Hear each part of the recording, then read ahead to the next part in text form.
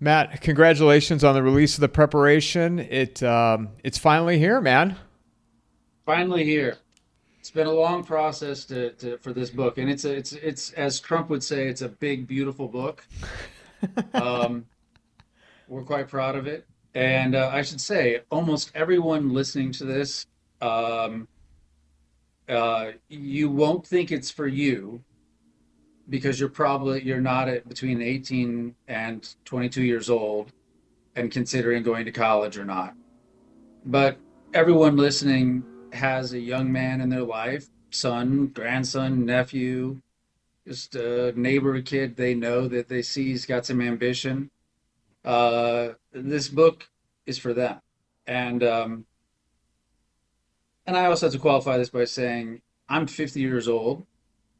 By by writing this book with Doug and my son, and watching what my son has done over the last 2 years by implementing what we've put together here, has made me step up my game big time. I've had to. I mean, it just made me realize because we get into our routines and our habits and we don't realize that we aren't striving in the way that we once did. And so it's been really great. So I mean, the fundamental thing about the book, the major question that the book tries to help, and this affects young people especially, to answer is not what kind of job you're going to get in order to be able to, economically survive. Obviously, that's important, and certainly the skills you get in here will give you the ability to do that. But it's really to be able to answer the most important question that every young man has, and nobody ever asks them, and that's what kind of man do you want to become? And this book, you go through this book, and you will that question will be answered. This episode is brought to you by Vaulted. Launched by McIlvaney Financial Group, with Vaulted, I literally just tap a button and bam, I own physical gold stored in a professional vault. I can also take delivery at any time, extremely simple and less expensive than any other method. The do-it-yourself way to buy precious metals. Click on the promo link in the show notes or go to vaulted.blbvux.net/coffeeandamike. I mean, look at how easy this is. The Vaulted app on my phone, I can access it at any time. How do you feel like you stepped up your game then? And I mean, what was lacking that you got into a routine? Well, I mean, listen, humans are lazy by nature, and I think it's an evolutionary trait. It's the preservation of energy, and I've done a lot. I've started a lot of businesses. I've made a lot of money. I've had a lot of success. I've raised great children. I've um, I've done a lot of good. I've done a lot, and so but at this point, it's like I can see all of these other areas. It opened up my eyes to all these other areas that look extremely interesting to me. That I would have said, hey, if I were 18, I would do this. I might try this new thing because when you're young and you're open to novelty, you kind of experiment with all these different things, and I kind of closed off my mind to that mostly. I don't know why. I just think it happens with age, and it's really expanded my horizons in that way. And this is a stupid example, but like drawing, like I'm a terrible drawer. Like I can't like it's like stick figures and whatever. It's terrible. But I got this book on how to draw. It takes 30 days. We talk about this in the book because it actually is a really useful skill to be able to sketch out things very quickly. I mean, it really is a quite useful skill. Like I've journaled my entire life. I have I don't know, 150 journals, But what I could have added by having little sketches in there would have made it even better, to preserve memories and stuff like that. And certainly encouraged me to work a lot harder on my Spanish. It encouraged me to try totally different things, new things. So, um, yeah, like I mean, Doug and I are going to Azerbaijan in October. Um, So traveling a little bit more, doing a little more, and I've traveled all over the world already, but I basically kind of expect after COVID thought, well, that's done. But I've never been to Central Asia, so I'm going to go. And Doug and I happen to have an invitation from the president, so Doug's going to get an honorary doctorate. So I'm going to refer to him in future podcasts as Dr. Casey, just for fun. Um, so I don't know. It just made me realize I can do better. What my son has done in 2 years is actually extraordinary. He's 20 years old. He's done more in 2 years than I think most people actually accomplish in a lifetime. I'm not kidding. I would agree with that. And, even for myself this summer, doing the trip that I went on, and you and I spoke after I got back, it made me realize for so long, man, just going through the motions, going through the routines, same old thing, day in, day out. Days turn to weeks, weeks turn to months, months turn to years. And you're like, man, I can't, in hindsight, I would do things differently, but also I'm not 90 yet. That's the point. Yeah, that's not the point. There's still so much left. You see, we were talking about Kunstler earlier, who's like, he's a creative genius. I mean, churning out beautiful book after beautiful book. He paints. I mean, this man does great things. There's so much more that still can be done. And I think for those of us that are in the second chapter or third chapter of our lives, I think, why that feeling you have to let off the gas is crazy. Because here's the thing, and one of the things I try and convey to young people in this book is that the most remarkable things happen when you engage in novel activity, when you do things you've never done before. You meet people you couldn't imagine. I mean, I met this guy on a plane, Jean-Claude Moreau. He's a former officer in the French Foreign Legion, became a friend of mine. I met Doug, who's my hero, and who I was a fan of, but like a fan from afar. I met him coincidentally walking out of my hotel in Buenos Aires in 2007 and ran into him on the street. I mean, novel experiences create, I don't know, these opportunities that you literally cannot imagine.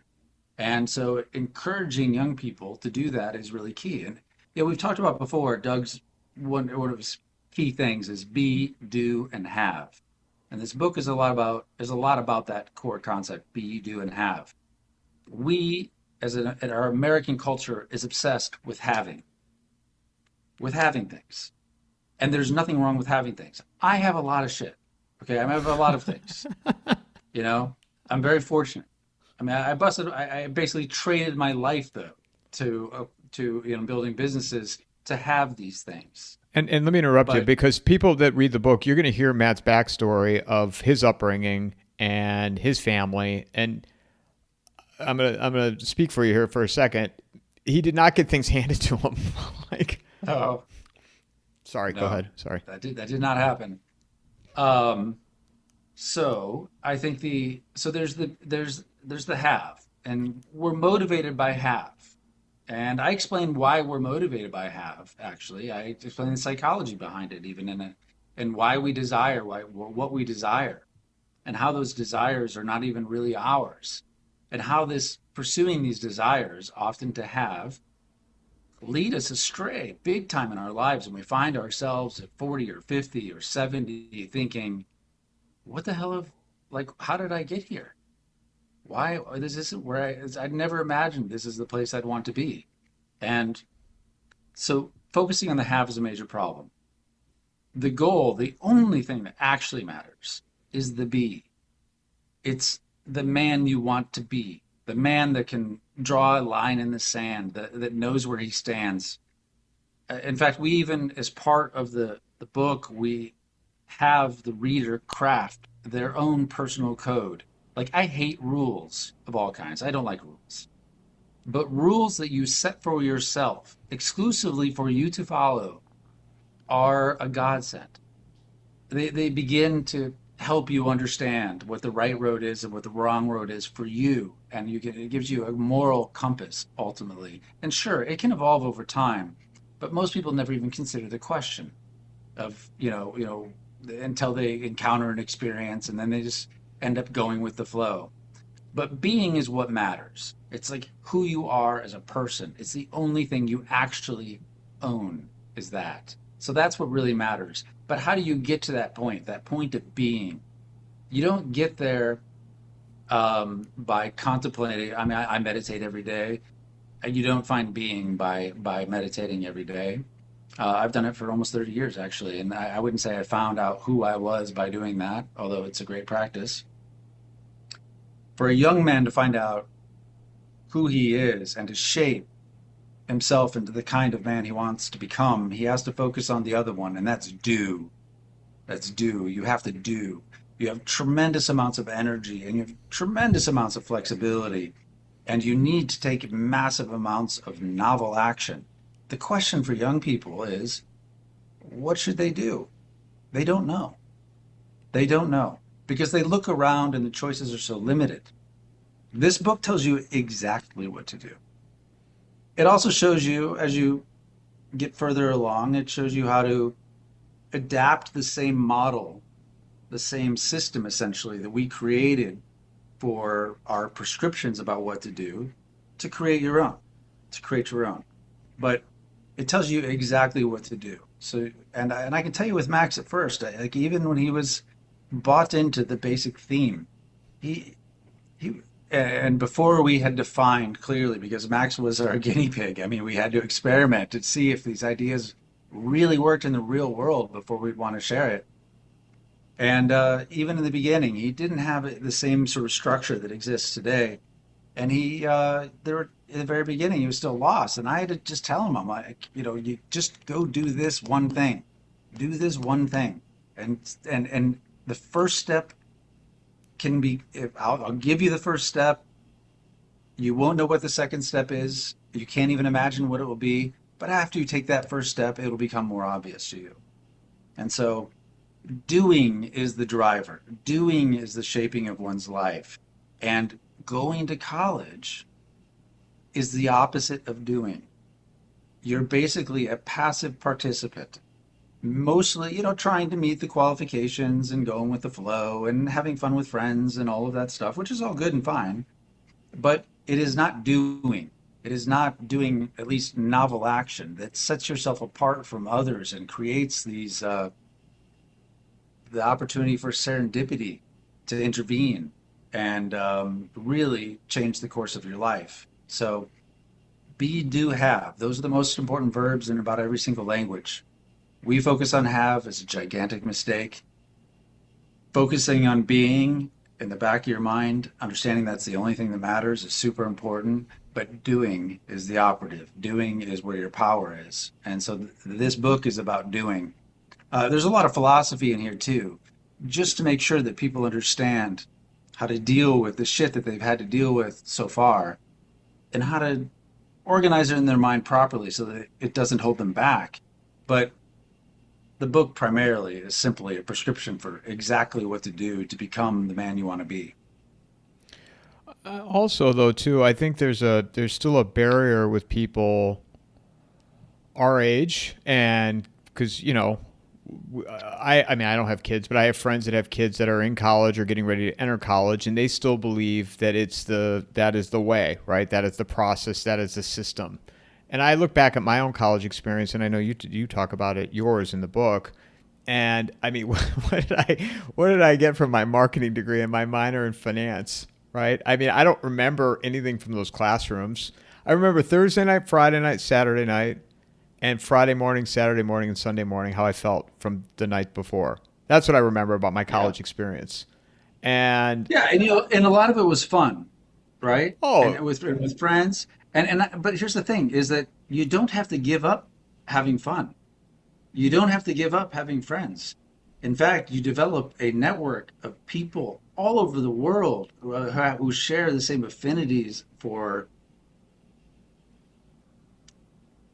becoming, and you develop allies that will help you along the way. So yeah, I mean, I just want to say the college experience. There are parts of it that are good, but people think that can only occur in college. That's just not true. Well, and then the costs associated with a degree today from just a regular university, it's insane to just go out and figure. I mean, I have friends that are sending their kids this fall. They don't know what they want to do.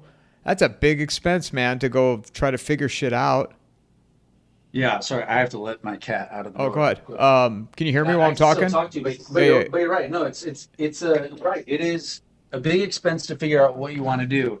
And what young man knows what he wants to do when he doesn't even know who he is? You know? It's kind of it's a wild thing that we just channel people into the university system, and the reason we do this is because the options that are laid out before young men are so few. They're basically you can join the military, you can go to college. If you're kind of intelligent and ambitious, you're going to go to college, or you can go to a trade school. I mean, those are really it. Those are the options for you. And I'm not. Trade schools are fine, but our what we believe is that you should strive not to be a great plumber or a good at economics. We think you should try and become a modern version of a Renaissance man. There's this quote from this science fiction author. He says, "Specialization is for insects." And the quote goes on much more than that about all the things a man should be able to do. He should be able to change a diaper. He should be able to treat a wound. He should be able to blah, blah, blah, blah, blah, all of these things. And he's right. And you know what? Our ancestors could. Many of them could do many of these things. Now we're so specialized and so limited, and our knowledge of the world is so small, and all of that equates to our capability to shape the world around us becomes so limited. And this book is it's designed to basically reverse that. The book is broken down into 16 cycles. Each cycle is 3 months long, so it's equivalent to 4 years. The total cost of the program, if you did everything in here, and there's one thing that's very expensive, and that's getting a private pilot license. That's like a little less than a third of the total cost. You don't have to do that one if money is tight in the beginning or whatever.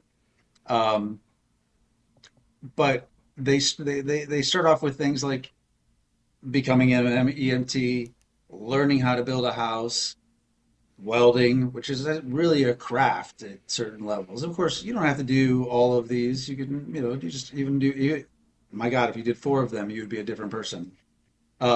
And we teach you how to build your own as well. But it kind of goes up the ladder from being able to manipulate the physical world around you to being able to work in the digital world to create your own app or website and use these technologies that are out there effectively to work in these things that are called a fab lab, where there are 9 machines that allow you to build anything.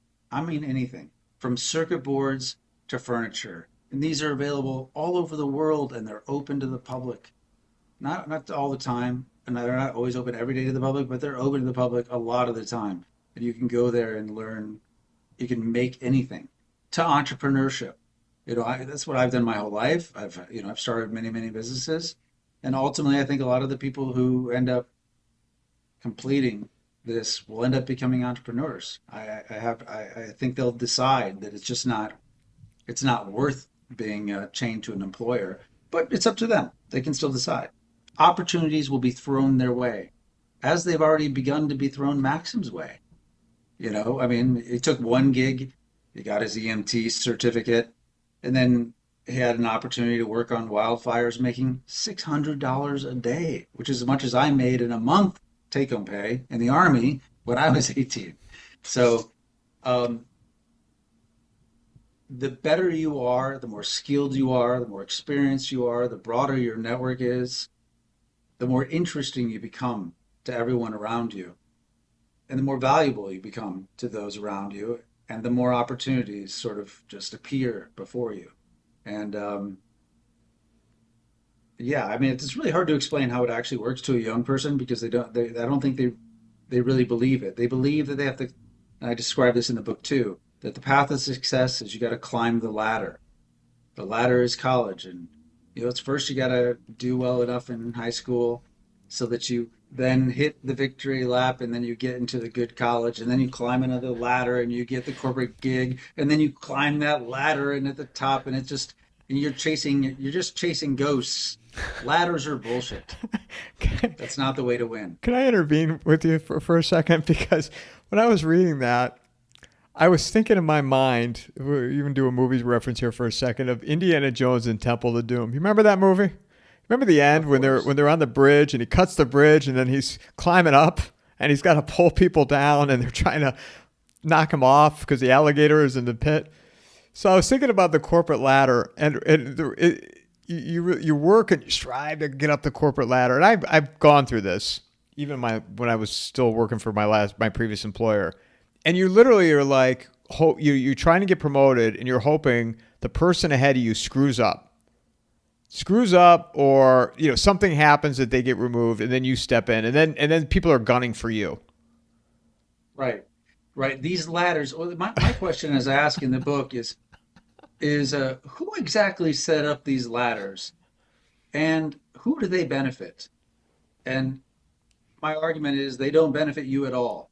They are there to make you part of the system and to make it so that you can be well regulated and to give you a false sense of hope about the future. Just work a little harder, and you can find your own way.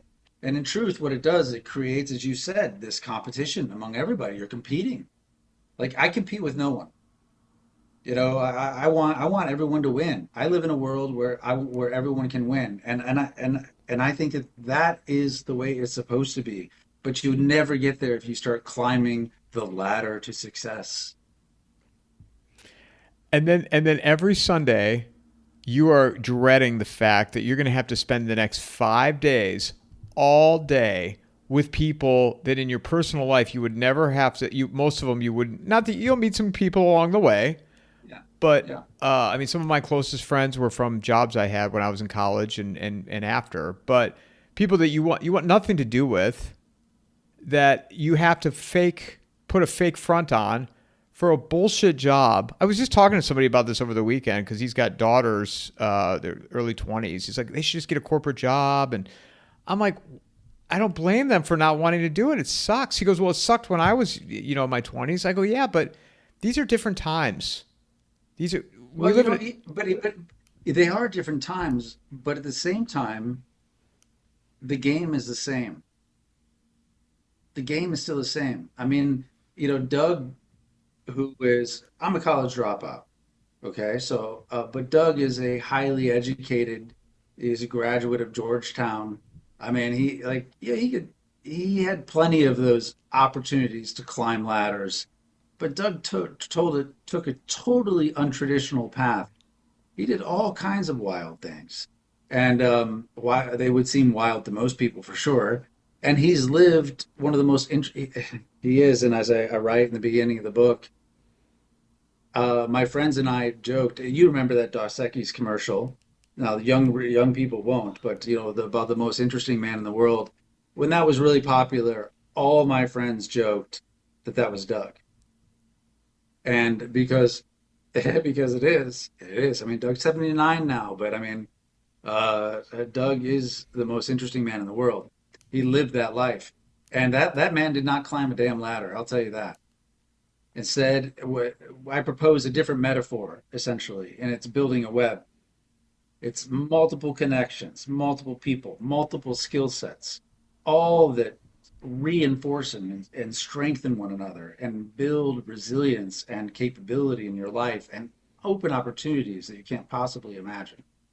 And this is what I ended up having to do as a college dropout, where I was unhireable. No one would hire me as a college dropout for a job that I would be willing to take at that stage. So I had to do my own thing, and I've kind of figured this out on my own. Doug had enormous opportunities, and yet Doug, followed a similar path, creating a web instead, and it's worked out. I mean, tremendously well for Doug. I mean, no one can argue that, and I can't complain. well, and you even take it a step further back in relation to high school and middle school in regards to like pulling them out of that system. This is what amazes me, Matt, is people still after COVID, they still believe in these entities that it's going to set their children up for success. I don't know if it's you know better than me because you're a parent. I don't know if it's just they don't want to parent their kids and they'd rather just be on their own phones, or it's laziness, or they believe in it, or maybe it's a combo. I think a lot of it is it's just the way it's done. And you know, most people just do things the way that everyone else does them. And to do the untraditional route, to go anywhere outside of the norm is extremely uncomfortable for people to do. You know, and there are practical reasons. A lot of, you know, two, if you're lucky enough to have two parents in the house, they both have to work. You know, it's very difficult. So there are practical considerations also, but a lot of it is just going with the flow. And when you're young, you know, when you're a kid and you're in school, I felt like I was prison the entire time. I was waiting for my release date to get the hell out of there. But even then, even as I talk about in the book, I hated school, but because everyone around me, I was in the gifted program for some reason. I wouldn't say I'm particularly gifted, but I got put in this program, and everyone there was striving for good grades and all of that, and expected to go to college and all of that. And so, what did I do? I went with the flow. Even though I hated school, I still tried to get good grades. I still ended up going to college, and I mean, it, the going with the flow is hard. And with Maxim, it's his example is the same. I mean, I'll tell you, for the first maybe 7 or 8 months of Maxim following this program, he felt like a failure. And he felt like a failure because most people couldn't understand what he was doing. They're like, you're supposed to be in college. I mean, where are you going with this? Like, Did you expect that? Did you expect him uh, to feel that way? yeah, I was worried. I did tell him that. I did tell him that, and I did tell him to expect it. Actually, I did, and I did, and the only reason I could tell him that is because as an entrepreneur and starting my own businesses, I every time, well, until I became until I became successful enough that no one could deny it, everyone thought I was a fuck up because I wasn't doing what everyone else was doing. And then as soon as my success was so obvious to everybody, they all of a sudden thought I was a genius and they were very interested in what I had to say. I mean, it changed a lot, you know, but it's hard to go against the flow. And it's really hard to go against the flow if you don't know where you're going. And so the goal with the book is to help people understand exactly where they're going. Was he like shamed at all by his Not peers? ashamed. No, not ashamed. I mean shamed by peers or like No, judged. no, not really that. I think his friends were okay with, they were just like, hey man, you know, your real friends are supportive of you almost regardless, you know. But it was much more family, I would say, like my sister and my mother and my brother and people like that that just were like, what's he doing? They were worried about him, and he's crushing it, and they look at him in awe. And now, I mean, it's amazing. Yeah, I think the biggest challenges for people is to get the idea of like breaking away from the traditional norms, and you don't have to follow the formula that's been you bel- you don't have to follow the standard formula that's been this way for how many decades. That's right, and that's why the first part of the book is devoted to that. It's to trying to disabuse them of these ideas and explain where these ideas come from, so that so that they can get a good handle on it. So yeah, the first part of the book is to disabuse them of these lies, really, of these and they're not really lies, they're just commonly held beliefs about the way things ought to be done. And just to show them how those ideas are formed and just to get them to ask questions about them so that their mind is now more fertile and open to the path that we prescribe. Well, and also unlearning, right? Unlearning and starting over with a clean slate of, creating a plan or a blueprint or a web, as you like to refer to, for your kids. And then, you know what? The other thing I think is interesting too is how, people people are always like, what can I do? What can I do? What can I do? And like, we can't control what happens internationally, federally, even though it's interesting always to get your insights on all this stuff. Yeah, yeah, it's interesting. But we can't control that. But what you can control is in your household and your local community and local sphere. But people don't. I don't know if it's not good enough for them or like what. Yeah, well, there's that general question about why adults sit on their ass while things they don't like happen around them. That's one question. And it's not the question we really cover in the book. The question we cover in the book is that young men typically want to go, they want to do so bad, but they just have no idea what it is they should do. And so we tell them. And that's it. The older generations, not to say they're a lost cause, because I believe at 50 years old, this is good for me, you know, no doubt. But the young people of the future, and our world will be what they make of it. And if we give them some direction, if we can show them a way, specifically, I think that it could change a lot. Certainly, no doubt, it will change their life, no doubt. But if enough of them do it, it can be quite substantial in the effect of everything around us. And I have a lot of hope. But people shit on the young generation. Uh, I'm telling you, these kids are good, and I mean, I have particularly good kids, but I deal with a lot of young people, and I can tell you that they are good, and they just want to know what to do. They want to know how to. They want to do something meaningful, and they're just begging for someone to show them, to point them in the direction, and say, "That's the mountain right there. Climb that one. Here's how you do it." Well, and also, how can these systems challenge people today? They How aren't could designed to challenge. They aren't designed to. They're designed to indoctrinate you. I mean, the school day is designed to get you ready for 9 to 5 work. and and even at the lower levels, the high school, middle school, high school, and then you get into the universities, and they can't keep up with these young. They can't keep up technologically with the younger generation.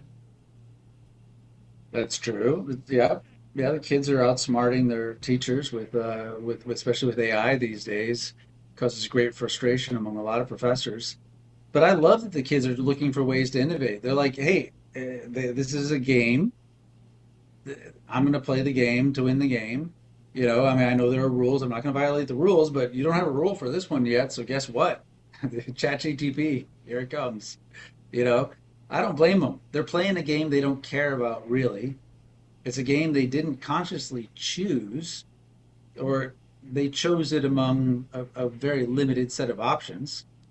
And so why should they care?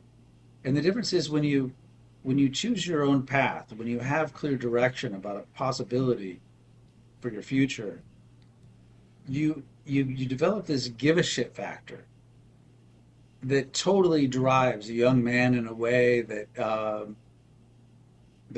no institution can give them. I mean, Max is entirely self motivated. He doesn't need me. He doesn't need me to suggest. Of course, he had a lot of direction in the beginning, but at this stage, he doesn't need. I mean, the structure of this helps him, but he doesn't need direction in order to move and create and to take responsibility and to be independent.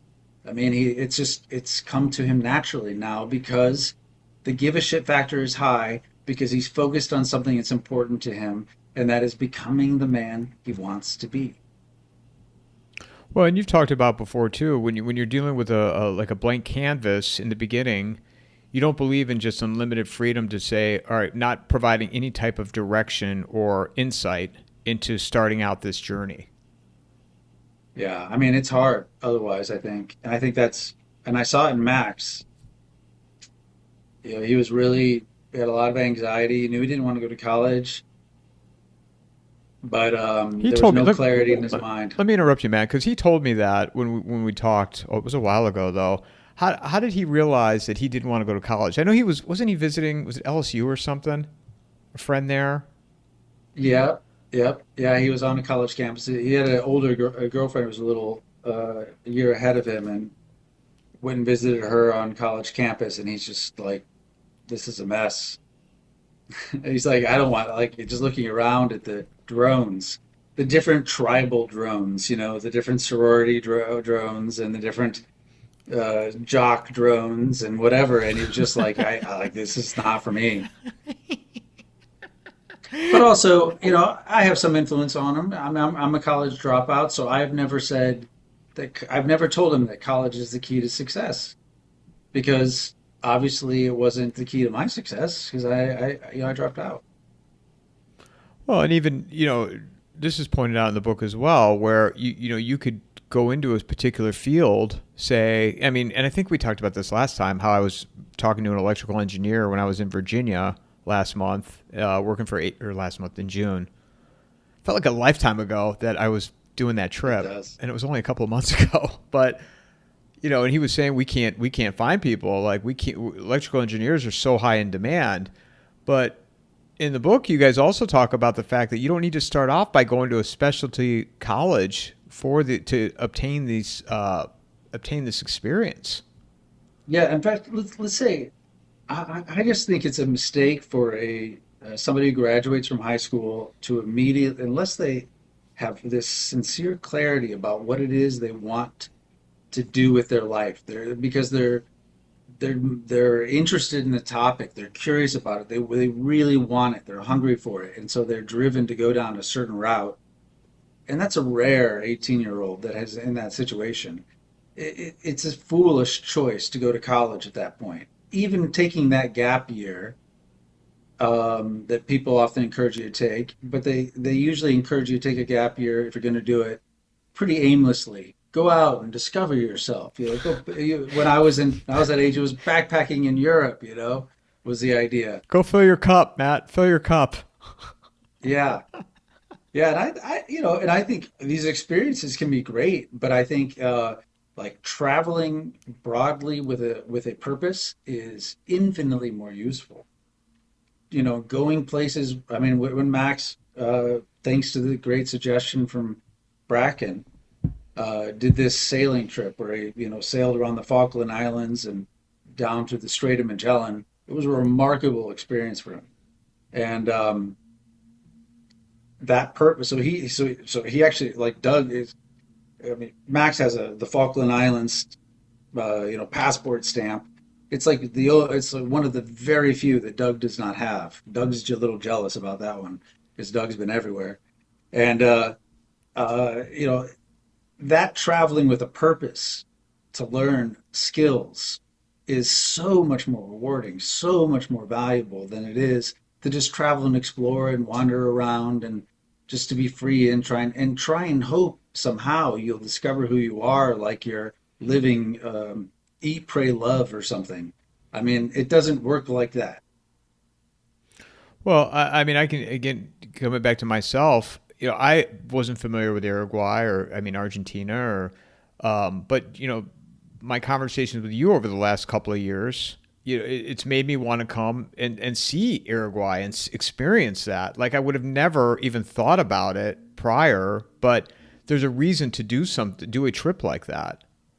Our conference is in mid-October, and you're welcome to come. That would be amazing. How's that going, by the way?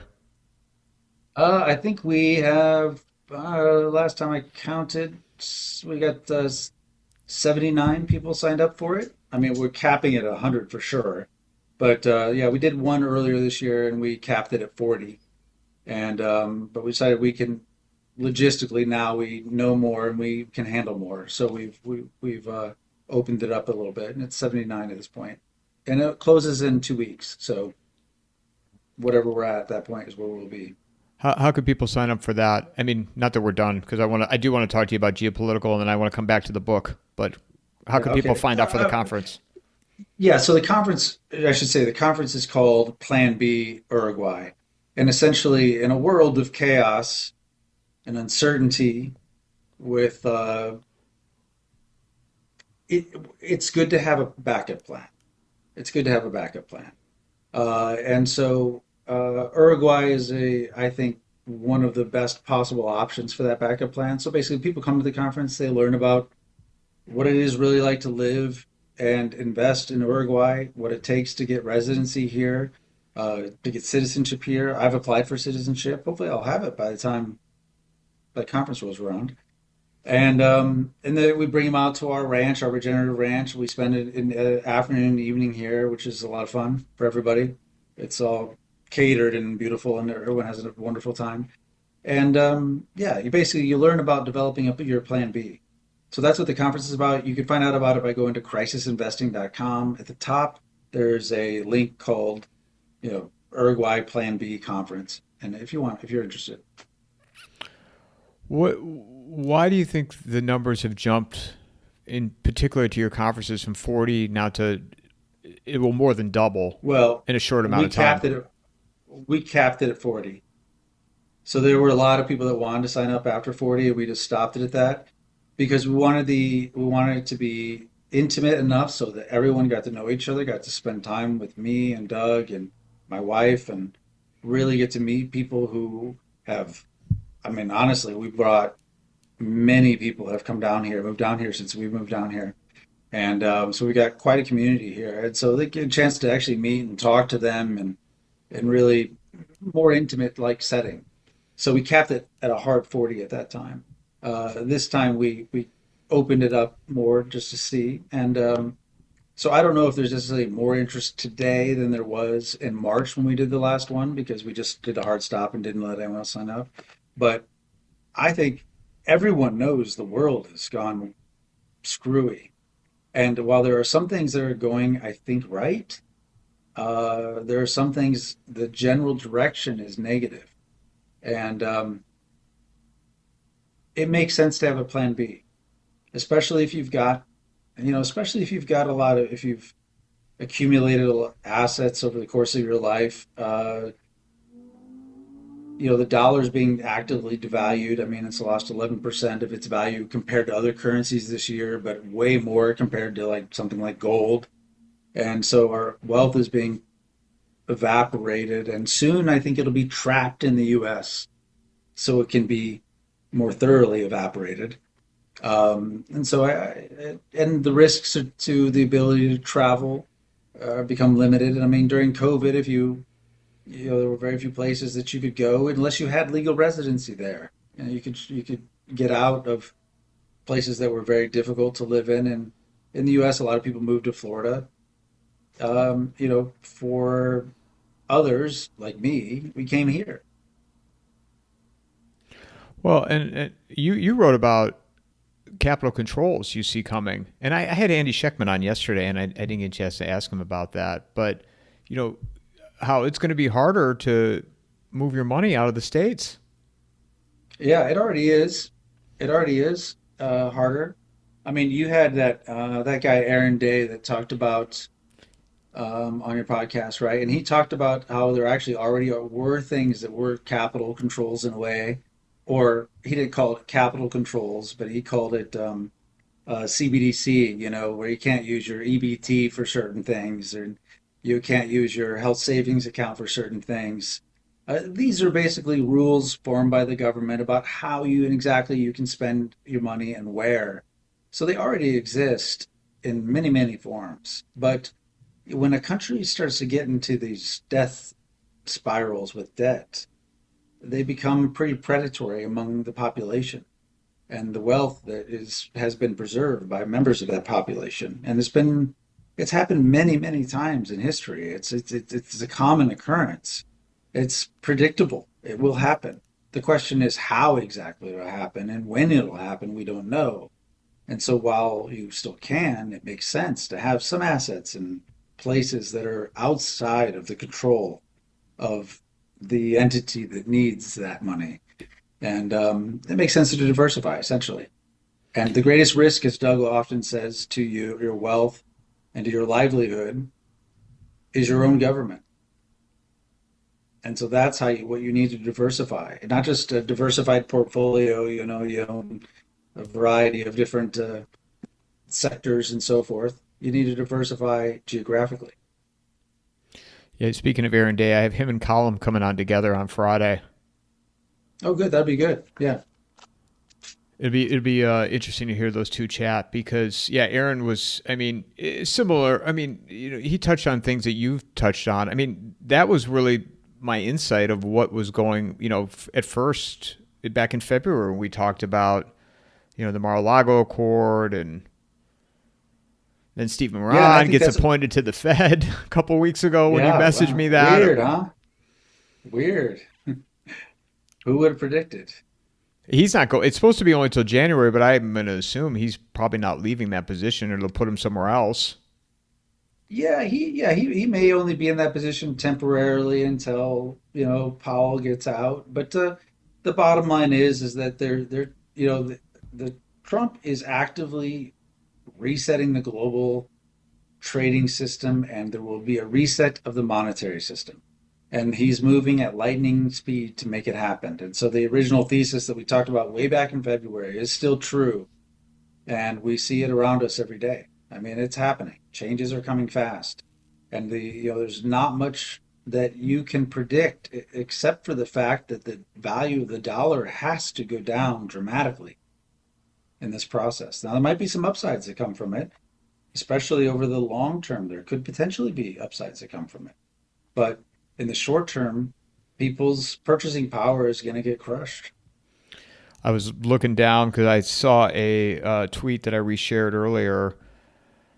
I don't know if this is Tether's official handle. I don't think it is, but it says Tether appoints former White House Crypto Council Executive Director Bo Hines as strategic advisor for digital assets and U.S. strategy.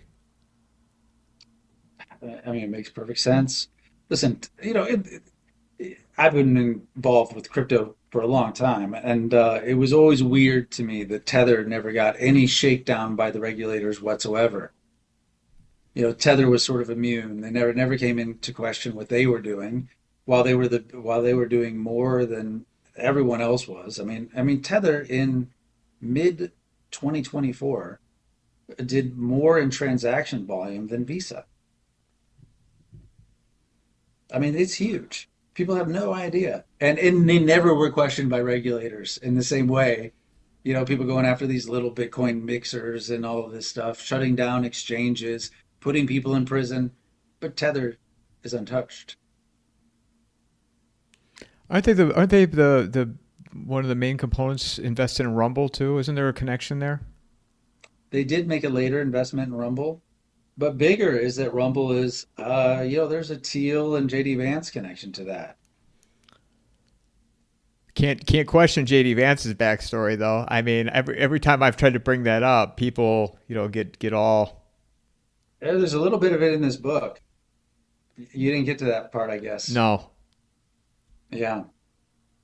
Yeah, I framed it in a positive way, um, just showing the power of a concept I call, well, one of the things we talk about is for someone to be successful, it's sort of common knowledge. It's great to have a mentor. It really is useful to have a mentor. But the truth is, mentor relationships don't work. They don't really work. And the reason they don't work is because it's a one-way street. It's like the mentee gets all the benefits. The mentor gets some, sometimes internal satisfaction seeing the growth and success of their mentee, but it's a one-way street. And so instead, what I recommend, because I love history, I recommend that people follow a different approach that was common practice in ancient Rome, and that's a patron-client relationship. And like you could describe my relationship with Doug, who is my friend and my hero, but you could describe him as my patron. Now, Doug's never given me any money or anything. That's not like that. But I am his client, meaning I serve Doug's interests. Like I am interested in Doug's. If Doug is trying wants to accomplish something, Doug wanted to write this book. I mean, Doug wanted this. Doug wanted us to publish Crisis Investing. Doug wanted these things. I did it because Doug wanted to do it. So I'm trying to serve his interests, and by serving his interests, he's taken interest in me. He's very interested. He's opened doors for me. He's certainly opened my mind, and the relationship is mutually beneficial. And like any relationship, it must be mutually beneficial. So I instruct people exactly how to create these patron-client relationships, how you find them, and I use J.D. Vance as an example because J.D. Vance is clearly a client of Peter Thiel. He's it's a mutually beneficial relationship where uh, J.D. Vance is used to advance Peter Thiel's objectives. And it's and actually, to be quite frank, Thiel's got is a patron of many, more than you know, and that guy who was accused or went on TV, national TV after the flooding in Texas, saying our cloud seeding company didn't do it. That's a Thiel funded company. Um, Anduril, the new weapons making company by the guy who designed Oculus, that's a Thiel funded company. Of course, Facebook, and yeah, I mean, it's Thiel's a master patron. He understands this core concept of patron-client relationship. Where the people who are his clients thrive, they do well, but his interests are always kept in the back of their mind, and they work to serve his interests. And when you can find somebody like I found with Doug, somebody who I truly respect and admire, and when you're young and you don't really even know what to do, you don't know what's worthy of doing. If you can find somebody who is of another generation, who you do respect and admire, and you simply work to help them accomplish what they're trying to do, it's amazing the doors that get open for you.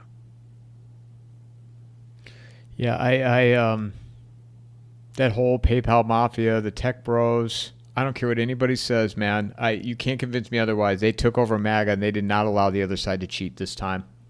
I don't can't convince me otherwise with all that and the power that those Yeah. guys have. And I'm seeing the whole Larry Fink and the WEF and what have you. And I'm sure he's part of it, but these tech people have a huge, huge part in this global monetary reset. And it's Teal at the top. And Elon. It's Teal at the top. Teal's funded every single one of Elon's companies. Don't you think they're all like a little bit like the heads of the five families in The Godfather? Like there's Yeah, I definitely think they're competing factions in all this, but I'm just saying that Teal is the ultimate example of a modern day patron. I think for that we can all witness and see, and I think that you can see how richly rewarding it's been for one of his clients, like J.D. Vance. And I obviously we're talking about this in nefarious terms because we have nefarious feelings about what their intentions are, but it works on the good side too. And that seeking out these patron-client relationships is really a key to unlocking success that you can't quite imagine, honestly. So I encourage that. So there's a chapter devoted to that in the book because it's a key part of it, and because young people also believe that for some reason older people don't. They probably don't have much to teach them. Maybe they have stuff they could give them, but they probably don't think they have much they could teach them, and they probably don't prefer to associate with them. And that is a gigantic mistake, which we've talked about before. Intergenerational relationships are the most important relationships there are beyond your spouse, I mean, and they really are. do you think though? I was pondering this before we start talking today.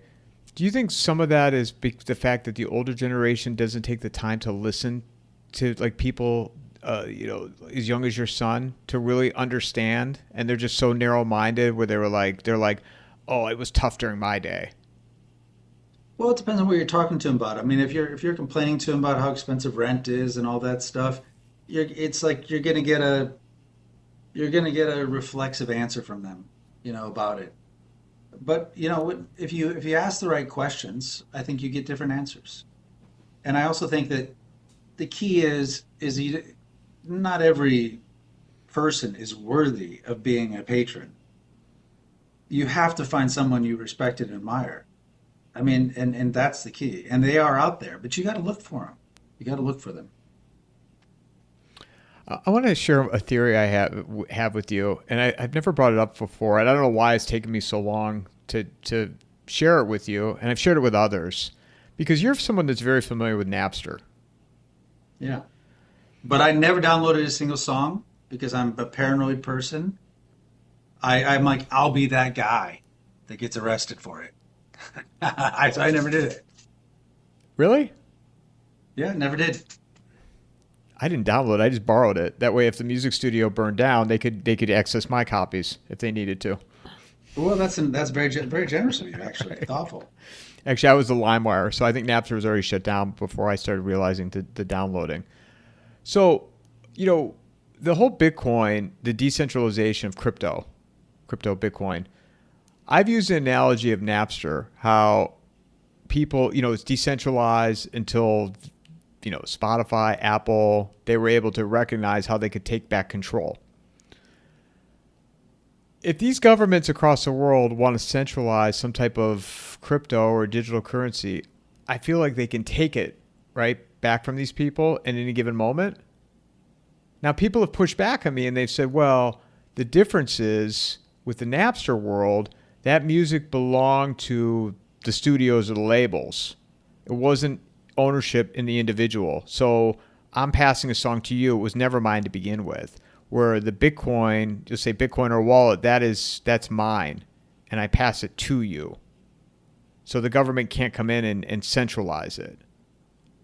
I don't know if I'm explaining that correctly, but Yeah, no, I get how you're explaining it, but all you got to do is read Roger Ver's book, Hijacking Bitcoin, and it validates all of your worst fears about all of it. It's done. It's done. The system has been hijacked already.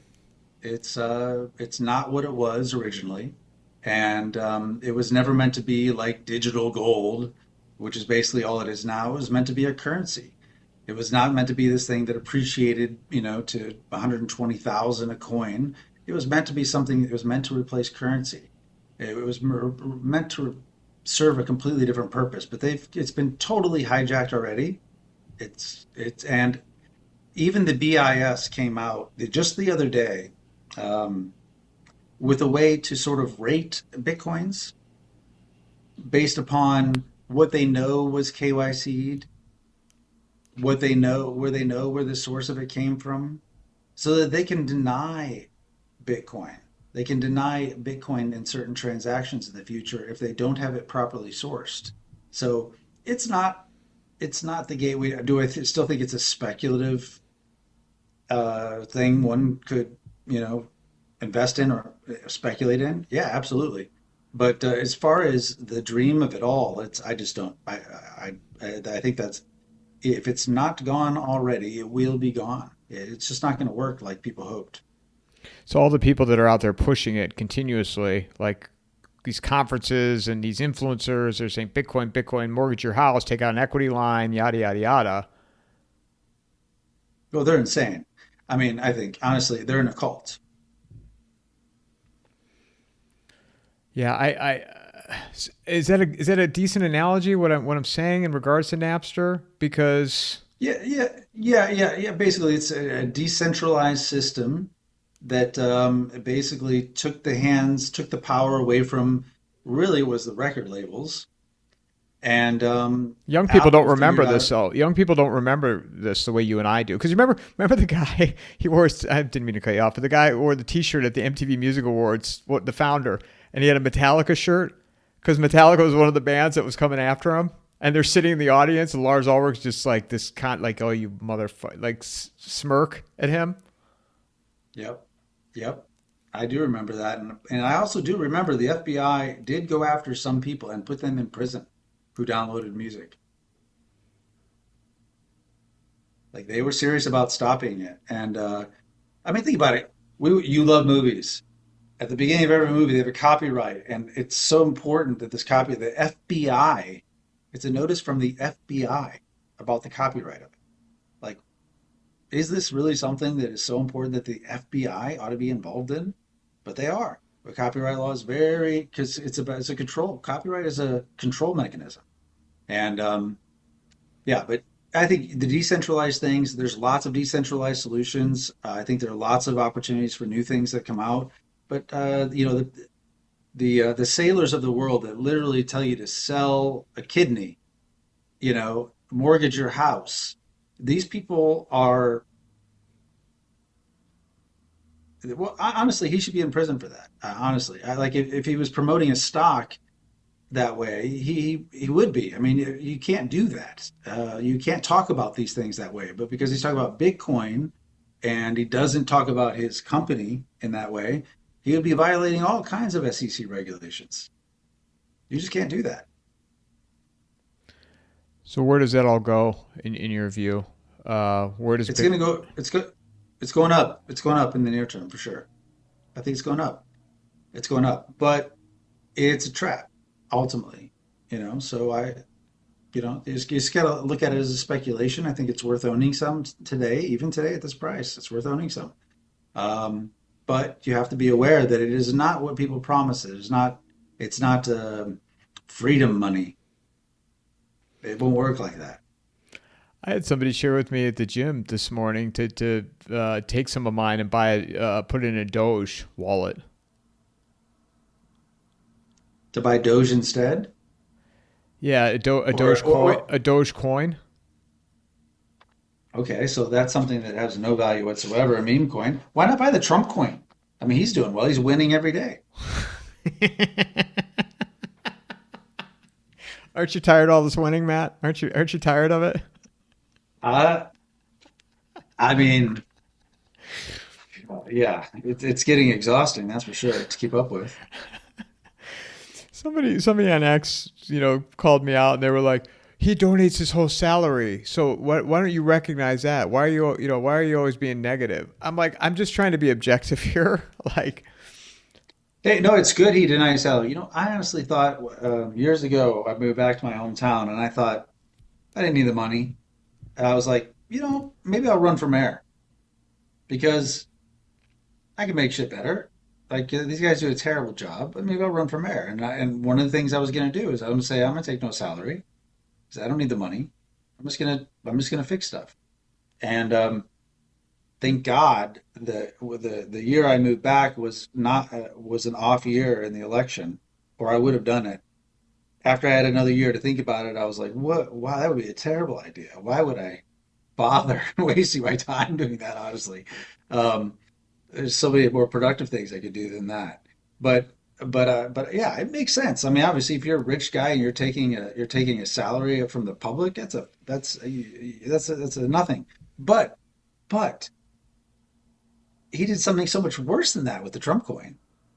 So much worse. It doesn't even compare. I mean, it's like it's unbelievably gross what was done with that. and nobody on the right called him out with it. It's not even him; it was I his think family. I really think that most people were, if they understood it, were just so shocked by it. They didn't know what to make of it. That's the way my reaction was at first. I just was shocked. I was like, maybe there's something more I don't understand. But no, no, it's basically just a very effective scam on all of your supporters. What do you think the future is in the United States in the next, or not even future? What's your outlook in the next 6 months to a year? First of all, before you answer that, when was the last time you came? I haven't been back in a year and a half, so it's been a while. Any plans? I'm going to Azerbaijan before I'm going to the United States. So no, I don't have any plans. I still have stuff there. I've got my RV there, my motorcycles and cars and stuff there. But yeah, I don't have any plans. What's your outlook in the next 6 months to a year? What do you think life will be like in America? I think it's I think it's going to be just continue to be chaotic and confusing about what's actually happening. The It's impossible to know what's actually happening, but big moves are being made. Big moves to set up this technocratic system where if when they flip the switch, there will be far greater government controls than we could we could have imagined a year ago. Um, there's going to be a currency reset 6 months, probably not 6 months from now, but it's coming soon. I would expect much higher inflation than they report because all the government numbers are lies. And I would expect greater internal conflict. Um, I'm worried a lot about the this new internal military police force that's being developed with ICE.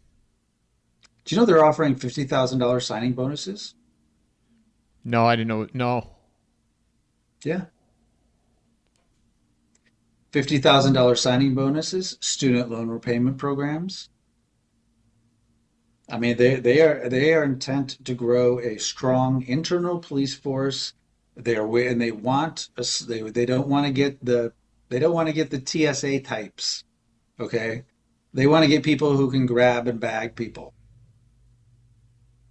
and they're investing a huge. Well, they're investing a fortune in doing it. The ICE budget went from $6.3 billion a year to 70 something billion a year, and they're recruiting the best they can, offering $50,000 signing bonuses.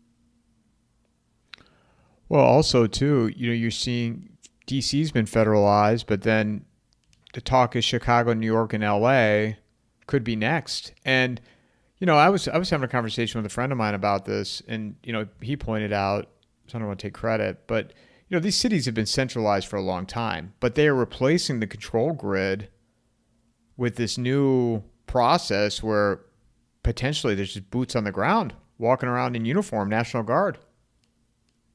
Yeah, they're trying to get people comfortable with being surrounded by enforcement officials.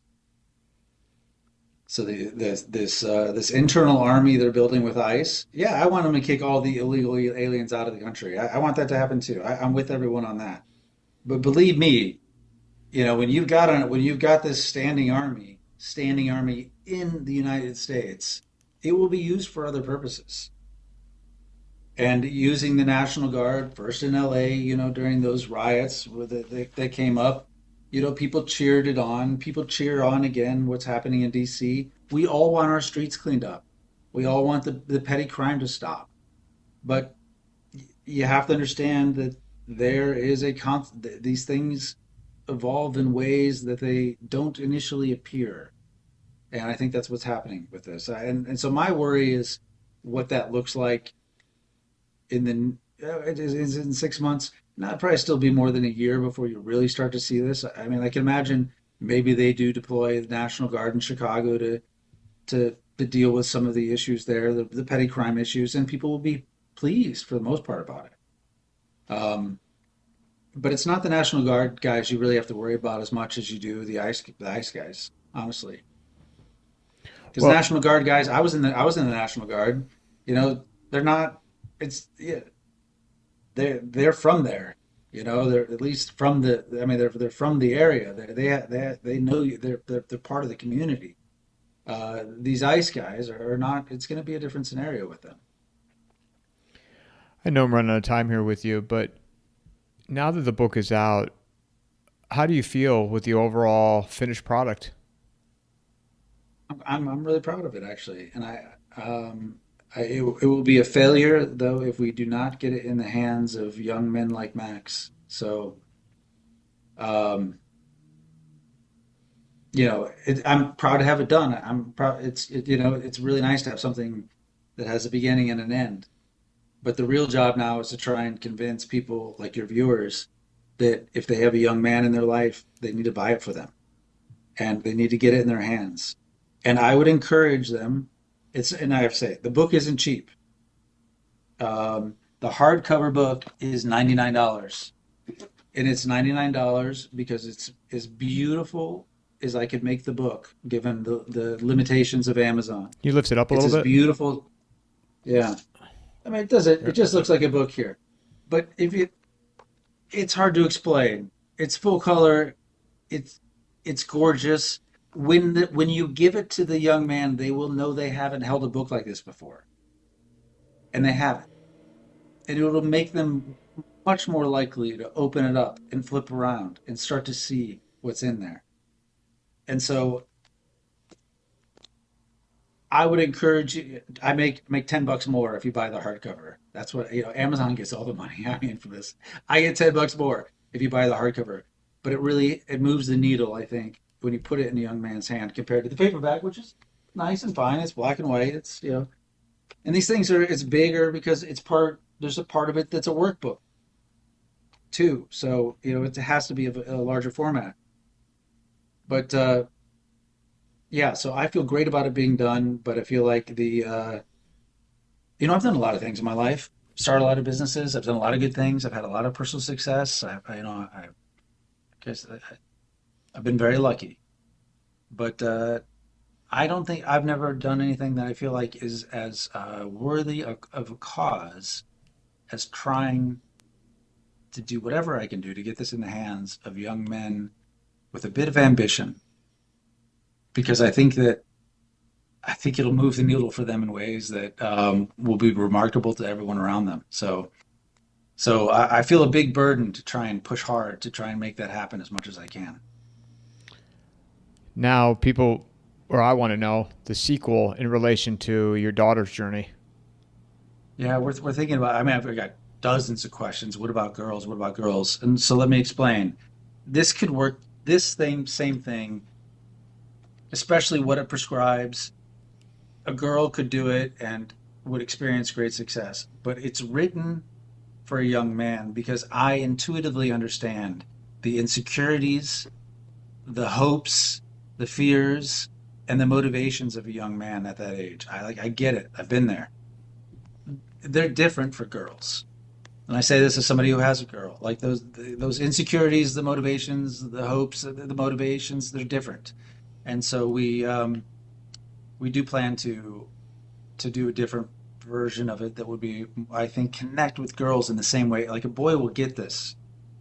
This calls to the part of a boy. There's a part of a boy that wants to become a man of substance. They want that, and so this calls to that part of a boy, and that message it won't translate exactly perfectly with girls, and so we'll come up with a different version. I think that'll be appropriate for them, but it'll probably take at least 6 months to do that, and honestly, I'll have to enlist the help of probably my wife, honestly, to get there to make it happen.